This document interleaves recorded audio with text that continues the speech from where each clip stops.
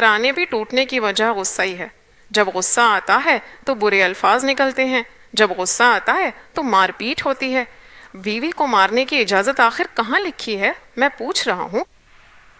اگر کوئی کہے کہ میں اپنی بیوی کو مارتا ہوں تو فرض کریں کہ اگر بیوی نے رپورٹ کر دی تو تمہیں جیل کی ہوا کھانی پڑے گی، یہ مناسب نہیں ہے۔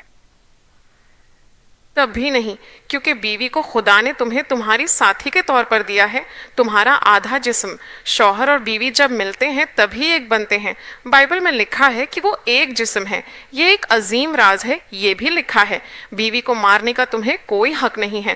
اگر تمہیں غصہ آتا ہے تو وہ سب کچھ تمہیں مسیح کے خون سے دھونا چاہیے۔ خدا کی تعریف ہو، یہ سب جسمانی کام ہے، تمہیں روح سے بھرنا چاہیے۔ روح کے لیے یہ ممکن ہے، غصے پر قابو پانے کے لیے۔ دنیا کی خواہشات تازہ طور پر باہر نکلنا